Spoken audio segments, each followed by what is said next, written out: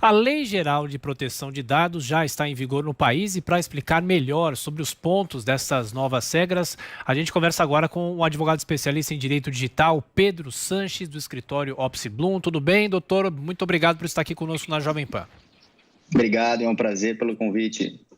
Doutor, essa foi uma discussão muito grande, aliás, há anos essa discussão é feita aqui no Brasil, como que os provedores e as empresas tratam os dados dos consumidores. E muita gente pensa, e algumas pessoas têm razão, de achar que a internet é uma terra de ninguém. A senhora acha que a partir desta lei, alguma coisa vai mudar em relação a isso? Especificamente, muda ou não muda?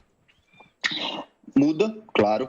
Na verdade, essa lei, geralmente uma lei ela vem para mudar ali um comportamento ou ela vem para mudar algum processo. Essa lei, além de mudar esses dois, ainda tem que mudar uma cultura, né? O brasileiro ele foi ensinado a ter uma cultura que não prestava atenção nessa parte de proteção de dados, de privacidade. Então, com certeza, quando a gente pensa nas mudanças, as principais trazidas por essa legislação, a gente tem que falar de uma mudança de cultura.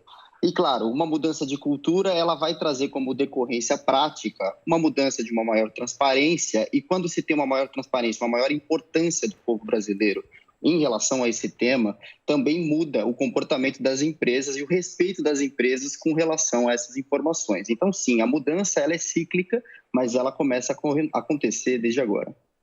Doutora, e essa lei ela pode coibir fake news, né? Aquelas pessoas racistas que destilam ódio pela internet, se escondem atrás de perfis falsos?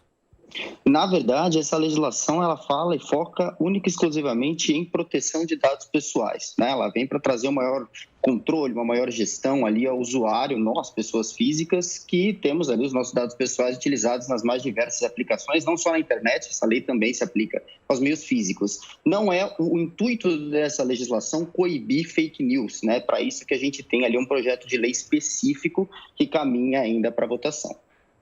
Perfeito. Doutor, o senhor como especialista na área, eu queria que o senhor pudesse apontar uma crítica do senhor a essa legislação que foi aprovada. O que te preocupa na lei?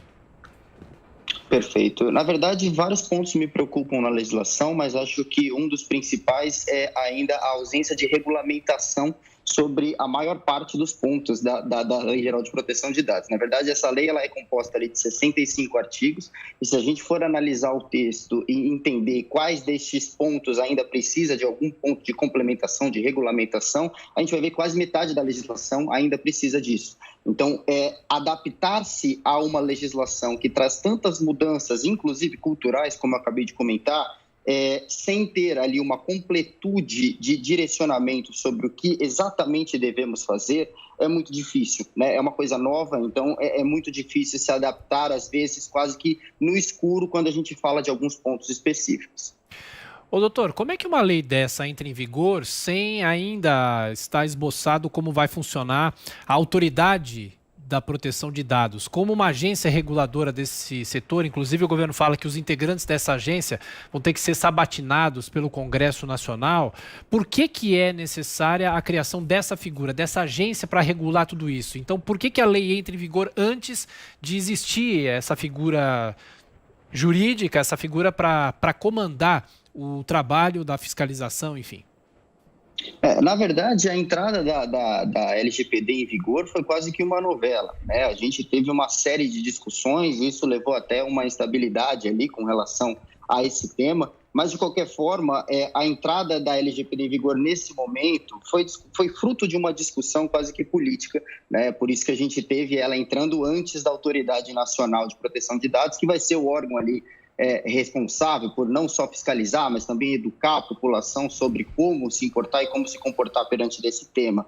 Mas entendo que sim, é um ponto de atenção, claro, né? A gente já comentava isso desde o começo do ano, quando se iniciou ali algumas discussões sobre prorrogar ou não prorrogar a LGPD por conta do coronavírus e também por conta da ausência dessa Autoridade Nacional de Proteção de Dados, já com todos os seus membros compostos e fazendo essa parte de regulamentação, que é o ponto muito importante que me preocupa bastante, como eu acabei de comentar, mas acredito que a entrada da lei em vigor neste momento, ela é fruto de uma discussão política, é fruto de uma preocupação emergente, né? É claro que que o coronavírus e a digitalização ali de quase todos os aspectos da vida levaram a um aumento ali da entrega destes dados pessoais, do processamento desses dados pessoais. Então, muitos especialistas e até mesmo quando a gente fala ali no cenário político, se preocuparam um pouco com essa movimentação e decidiram por bem, mesmo sem uma regulamentação em todos os pontos, mesmo sem a presença dessa autoridade nacional, que vai ser esse elo importante para a lei, de fato,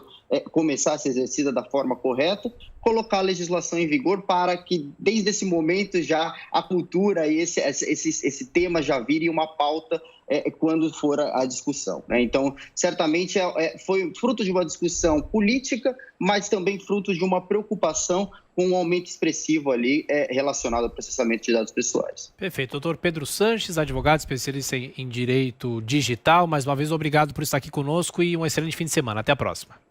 Muito obrigado.